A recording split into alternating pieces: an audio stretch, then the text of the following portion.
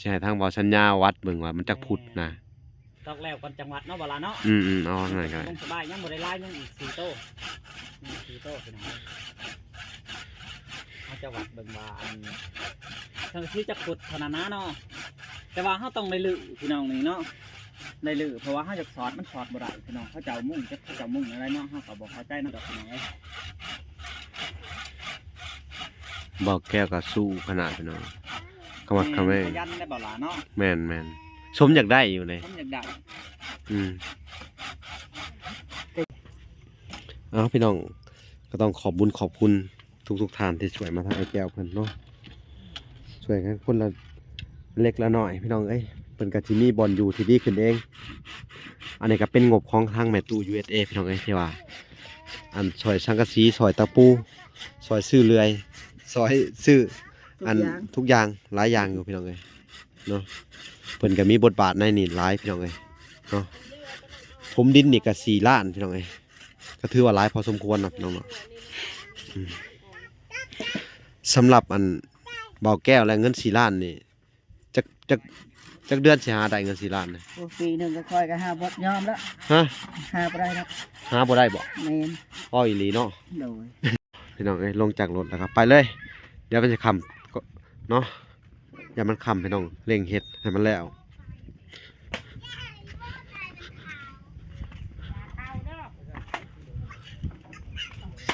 จัดการแล้วโอ้บ่ยาวโพดบ่ยาพอดีแล้วอะไรยาวจังซี่ดิบ่ยาวบ่ยาวบ่ยาวเฮ็ดบ่ยาวดอกเอาโอเค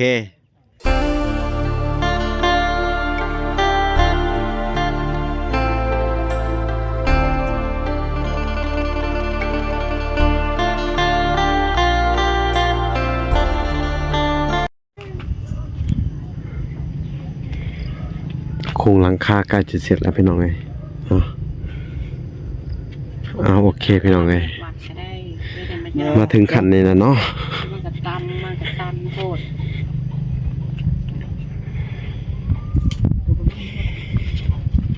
จะให้ทางไอ้แก้วเพิ่นเฮ็ดต่อไปเลย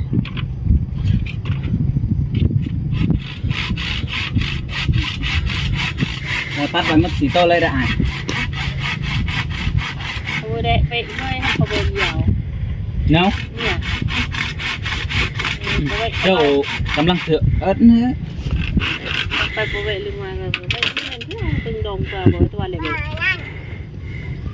มาลูกมาแต่ตะมองเสียมันเหมือนเรื่องมันโอเคพี่น้องเนาะหลังจากมาเฮ็ดเพื่อนสวยไอ้แก้วก็ได้ภายนึงพี่น้องเอ้ยบ่าวสัญญาก็เริ่มมาถ่ายคลิปให้ FC ได้เบิ่งเนาะเพราะว่าเฮาก็ไลฟ์สดให้ FC เบิ่งบ่มีเวลาถ่ายพี่น้องเพราะว่าเฮ็ดสวยเพิ่นเนาะต้องทีมงานครับเพิ่นเฮ็ดบ่ค่อยเต็มเพราะว่าเฮาตัวได้ที่เฮาสวยได้ก็คือว่าแหละเฮาจะสวยพี่น้องสวยจนสุดขีดเนาะใกล้จะเสร็จแล้วพี่น้องเอ้ยเหลือแต่ชื่อสังกะสีมาใส่เนาะมีแต่เฮาให้อ้ายเพิ่นเจียนใหม่ให้พี่น้องเอ้ยเจียนหน้าจะเฮ็ดใช่ทางบ่อสัญญาวัดเบิ่งว่ามันจักพุทธนะตอกแล้วก่อนจังหวัดเนาะบ่ล่ะเนาะเอาหน่อยก็ได้สบายยังบ่ได้ลายยังอีก4 โต๊ะ4 โต๊ะพี่น้องเฮาจะวัดเบิ่งว่าอันทั้งที่จักพุทธเท่านั้นนะเนาะแต่ว่าเฮาต้องได้ลือพี่น้องนี่เนาะได้ลือเพราะว่าเฮาจะสอดมันสอดบ่ได้พี่น้องเขาเจ้ามุ่งเขาเจ้ามุ่งอะไรเนาะเฮาก็บ่เข้าใจเนาะดอกพี่น้องเอ้ยบ่อแก้วก็สู้ขนาดพี่น้องคำว่าคำแม่ยันได้บ่ล่ะเนาะแม่นสมอยากได้อยู่เลยสมอยากได้แต่ยันรู้แต่บ่เป็นโอ้ว่าสิไข่บ่สัญญางามเลยเด้อวันนี้ทั้งเอื้อยยังบ่ทันได้เป็นบ่ยังบ่ได้บ่มีงามบ่มีไปได้บ่สัญญาให้อยู่หั่นเด้คือว่าได้ข่าวว่าอันสิได้ตะนางใหม่แล้วเนาะโอ้สิได้ตะนางแล้วอ้ายแม่นโอ้ทางบ่อน้อยเพิ่นสิได้ซื้อตะนางให้คือว่าตะนางแล้วละคั่วพอเนาะแม่นสวยๆกันไปพี่น้องคนละไม้คนละมือเนาะคือทั้งเฮานี่ก็สวยเฮ็ดบ่ได้มีก็สวยเฮ็ดพี่น้องเนาะอันนี้จะเป็นใบสิไข่เฮากับเด้อโดยพี่น้องก็ต้องขอบบุญขอบคุณทุกท่านที่ช่วยมาทางไอ้แก้วเพิ่นเนาะช่วยกันคนละ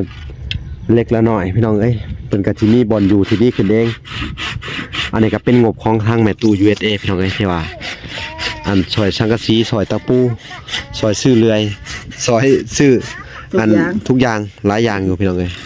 เนาะเพิ่นก็มีบทบาทในนี่หลายพี่น้องเอ้ยเนาะ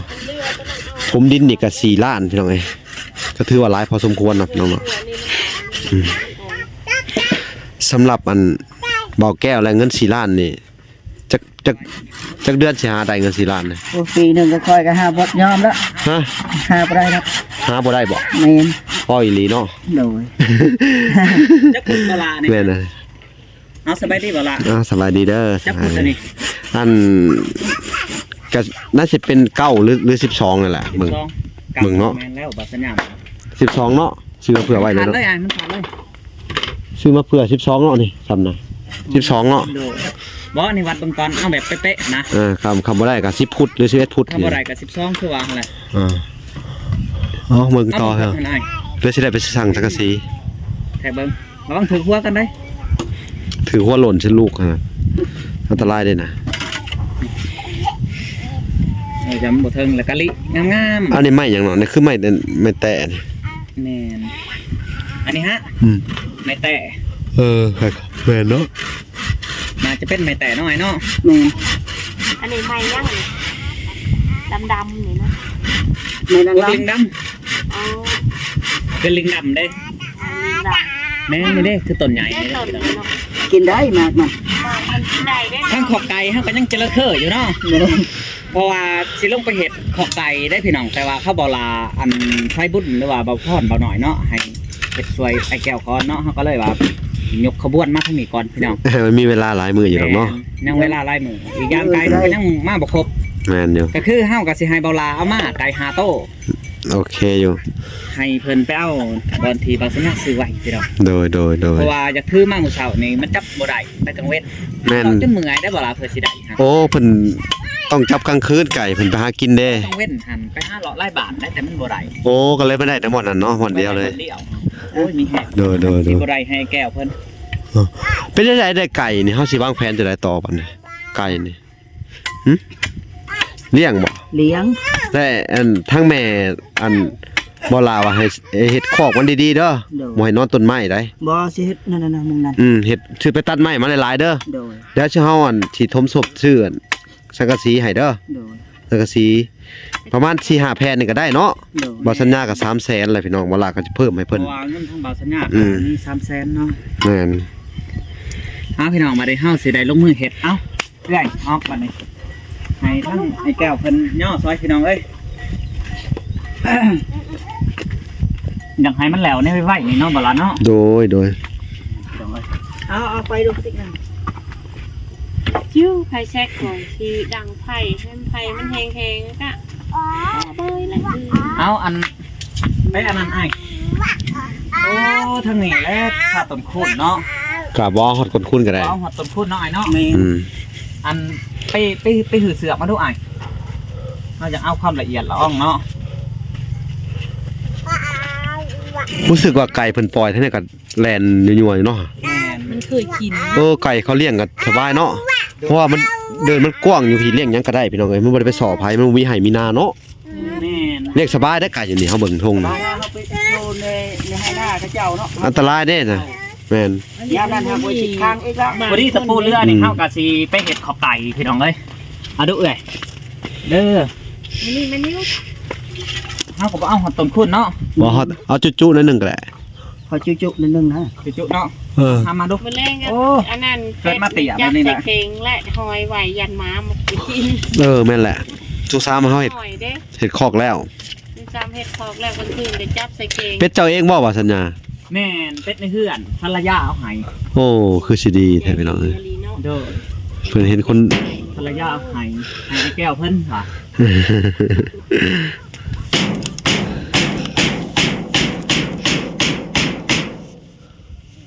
มาเสือกก็คือเฮาสิแทกความละเอียดต่อละ ดีแหละ ความละเอียดเนาะความละเอียดของอันมันซื้อหั่นนะว่าสิเอาสำไรมาไอ้แก้วตรงในห้ามได้เถือได้เฮาคนเตี่ย บ่เป็นหยัง ท่านใหม่48ดีๆเฮาก็จะเห็นงามใดอันนี้ใหม่ธรรมดาเนาะเอ้ยเฮาก็เลยเห็นบ่ได้ ตีนจิตตอกตะปูเห็ดหนักใส่มันแอนเนาะ สังกะสีมากอะแล้วนะบ่ล่ะ แล้วเล่นบ่ ตะเว้นพี่ ทำประกันว่าให้มันแล้ว เดี๋ยวสิไปกระเป๋าอันไหนก็ได้เบาแก้วเพิ่นให้เพิ่นจับสวยอยู่เดี๋ยวนี้ แม่น เอาเบยมาไว้เอาไปใช้ เฮาก็เป็นมือกล้องให้ทางบ่สัญญาณนำแหน่ไปด้วย โดย ให้เพิ่นเฮ็ด เอาเป็นเลยเพราะว่าทั้งบ่าวสัญญาบ่ว่างเลยเอาเบิ่งก็ไอ้อันยักออกสำไรบ่ล่ะเบิ่งสวยกันดู เอาเข้ามาอีกเอาไว้ ฮะ เอาออกมาอีกให้มันจุนิดนึงบ่คนบ่สำไหน มึงก็เด้อท่านหาวัดจะบ่ข้างมัน บ่บริวัติเฮาบ่จะเอาหอดต้นคูณเด้ โอเคเอาเท่านั้นแหละ สำนี้เนาะ นี่ จัดไปเลย สำนี้เลยจัดไป อย่าให้เสีย เบิ่งเฮาเบิ่งทีมันก่อน ตัวนี้ให้โกงนะนี่แหละ นี่เด้ แบบนี้ก็ได้เฮาสิบ่เน้นสังกะสีลงเลย นี่ เอาแบบนี้ก็ได้ เอา ไว้เอาตำใหม่อะไรเนาะบ่ล่ะ อันนี้อยู่นี่แม่ลูกมันจุดตะปูถึงหัวครับ เฮาสิไปตามแบบมันของใหม่เลยพี่น้องหาไม้เส้นบ่มีพี่น้องเอ้ยถ้าสั่งมันต้องสั่งหลายๆเขาถึงมาส่ง อันนี้จะได้อยู่เป็นปีจากกระสิฮอด2 ปี อะไรอันนี้ฮะ ความมันบ่หัวได้ครับห่วย เพราะว่าไม้ที่นี่มันดีได้มันนานปุได้ในบ่ได้ใช้แท็กหรือไม่นั่น อาปัตเดอร์แอมเอ้ยอาปัตเดอร์ มันจะก็ ดินแดงเก่านะ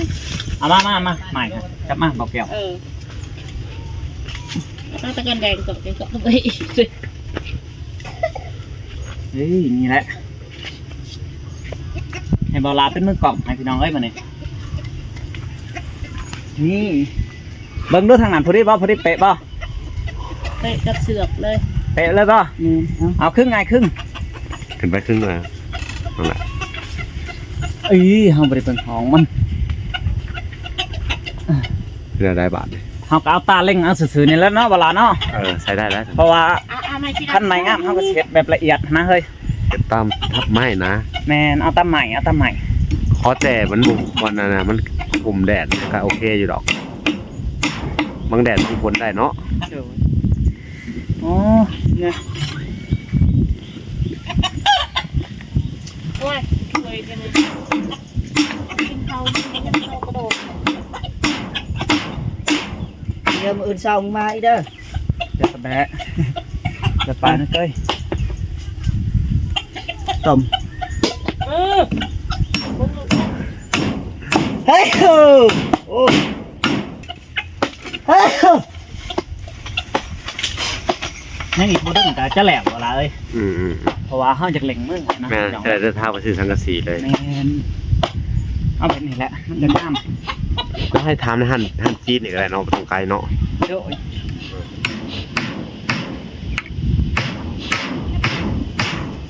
เนาะ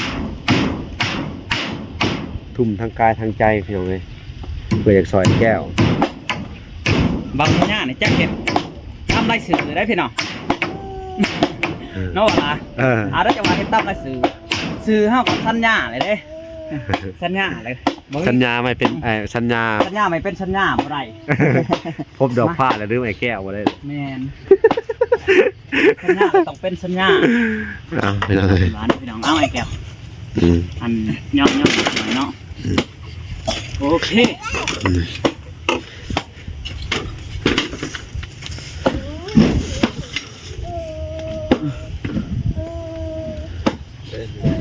ลืมคำมันละสัญญาบอกว่าเพิ่นน่ะ เตะเฮิ่มบ่ก็ปลายเชื่อเถอะ หลุดเบีย พอดีนิดนึง นี่ละ นี่แหละนี่โอ้คักอ่ะหรูหราเลยเนาะบ้านนี้นั่งสบายแล้วเนาะ แมน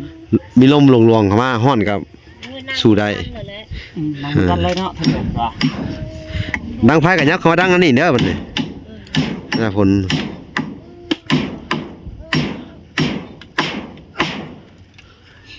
เกี่ยงเท่าไรกูมากระตะเชื่อบ่ไอ้แก้ว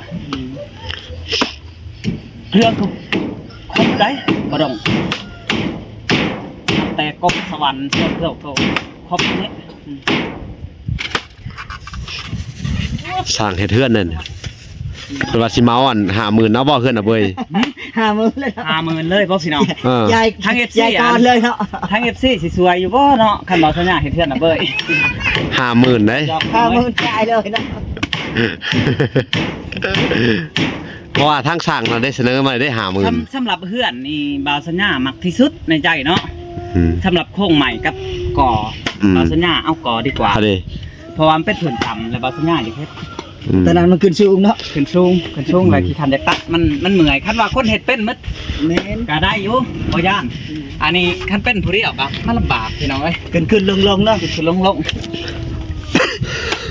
เอาสั่งแก้วได้เป็นอันลูกน้องย่อไม้ขึ้นหลังโคงหลังคาให้ แก้วไปเฮ็ดน้ำ ถ่ายคลิปก็ไปนะ สัญญาบรุษทั้งพี่ยิ่งออกไปอีกนี่เสียง อ๋อ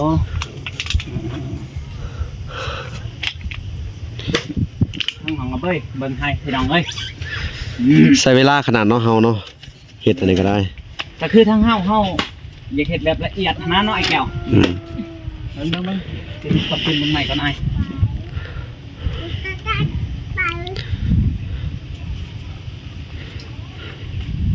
พอดีบ่เบ้ยมาจับไอ้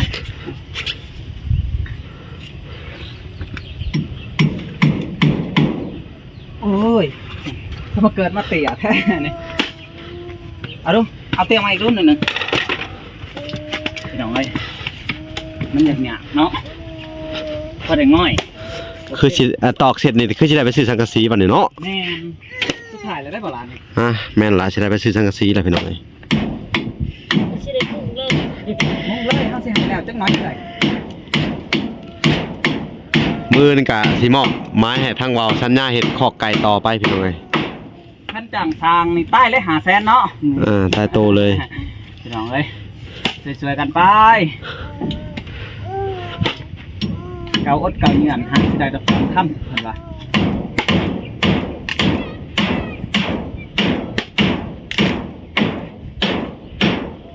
เขาว่าบ่ละคันใจประสงค์แล้วก้างดงก็ว่าป้าเพิ่นว่า คันว่าใจขี้ขาดก้างบาดก็ว่าดงแม่นบ่อยแก้ว เอาตามนั้นแหละเนาะพี่น้อง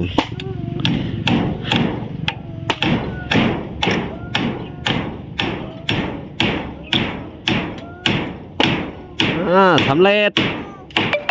เรียบร้อยพี่น้องเอ้ยก็มีแต่เฮาวัดแทกบัดนี้ วัดแทกเบิ่ง วัดแทกพี่น้อง วัดแทกเบิ่งอ๋อกลับเม็ดวัดเลย เฮาก็เฮ็ดสำเร็จ พอแก้วเขาดิกลับเม็ดเจ้าฮะ ไปเร็วมาทำไม อืม สังซีจะขุดอันนี้ฮะต้นนั้น12แม่นบ่เพื่อนน้องเบ้ย 12ไปวัดด้วยแก้วไปวัดสังซีให้แหน่ วัดสังกะสีเล่นตัวเกาะเกยมา เฮาก็จะลืมให้เนาะเฮาจะเฮ็ดแบบละเอียดแบบนี้เนาะเราสัญญามากเนาะเฮาจะเฮ็ด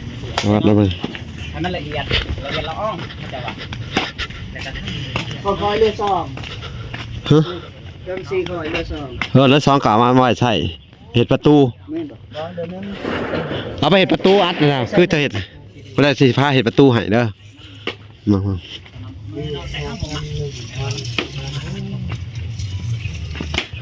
ได้บ่ล่ะ นับไปดู 3.8เมตรบ่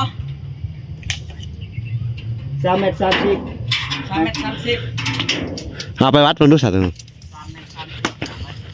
เอาไปวัดนี่เนาะเพราะว่าเฮาใช้ทั้งที่อยู่นี่เนาะแต่ว่าใหม่มันบ่อันนั้นดึงมาดูแต่ผลมาบางทีก็สิเอา12ฟุตพุ่นแหละ นี่ กะว่าดึงใกล้อีกหน่อยไอ้ย่อม3.30 เมตรบ่โอเคเวลา3.30 เมตรนะ แม่น โอเคเวลาเอาสัก12ฟุตเลย 12ฟุต แมน อ๋อโอเคไปพอแก้วเฮา ไป แต่ทั้งเฮาเจ้าบ่ได้ไปพี่น้องเฮาจะลือสังกะสีทาอ้ายเพิ่น โอเคแม่นไร ให้มา ไป บอกไว้โอ้โทรสมาตอกทีนี่ฮะ ก็นั่นแหละทุกตาเลยนะ ปอโทพี่น้อง กันน่ะนะ เอาสัญญาสิฮือได้อยู่บ่นี่ฮะ ไป ไป ปอ พี่น้องเอ้ย กระดกกระดอแท้นี่โอ้พี่น้องเอ้ยมาเต้นหยัง เฮ้ย บ่ไปเด้อลูก พี่น้องเอ้ยก็เดินทางมาฮอดห้านวัสดุก่อสร้างแล้วเนาะจะให้ทางเพิ่นเอา12ฟุตมัดให้เลยเด้อก่อไว้เลย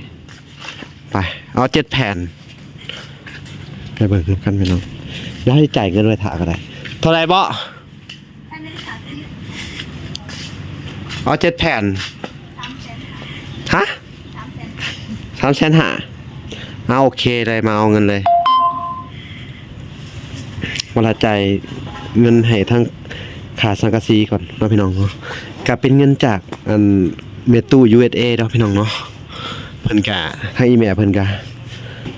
กำชับเบาละให้เกาะเฮือนให้เพิ่นเนาะบ่อน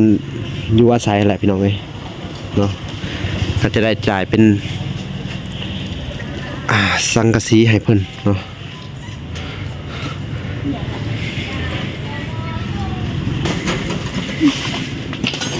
เดี๋ยวจะได้จ่ายเงินก่อนพี่น้องพี่น้องเอ้ยทางเวลาก็จะได้จ่ายเงินอันจำนวน300,000เนาะ50,000กีบเนาะพี่น้องเนาะเวลาก็จะเอาวินจดไว้เนาะจดไว้ให้เพิ่นเนาะทุกๆครั้งแล้วจะได้ไปรายงานเจ้าของเงินพี่น้องเอ้ยว่าเบิดเท่าใดเนาะเขาบ่ได้7แผ่น12ฟุตเนาะแผ่นละ50พี่น้อง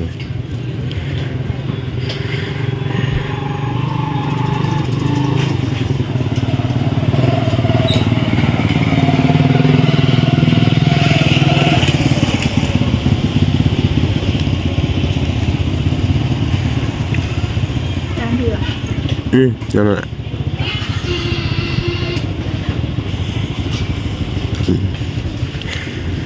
นี่พี่น้อง350,000กีบนี่เนาะเป็นไงได้แล้ว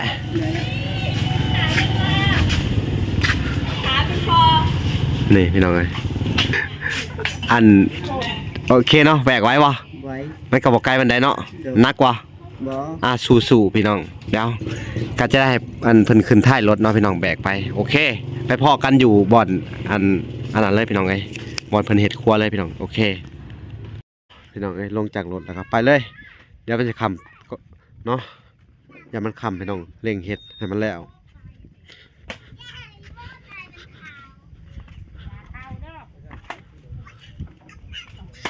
จัดการแล้วโอ้บ่ยาวโพดบ่ยาฟรีแล้ว อะไรยาวสังกะสีดิ บ่ บ่ยาว บ่ยาวบ่ บ่ยาวเฮ็ดบ่ยาวดอก โอเคจัดไปพี่น้องเอ้ยพี่น้องเอ้ยบ่าวสัญญาก็จะเป็นคนอันเฮ็ดเลยเนาะเอาทำนั่นแหละบ่าวสัญญาสุรันไร เอาเลยด้านนี่ ไปตันไรละตันไร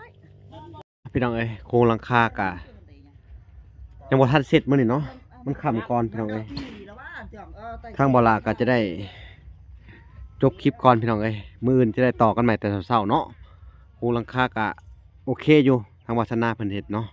ทางบ่าวลาก็จะได้จบคลิปก่อนแต่เพียงเท่านี้เนาะมีหยัง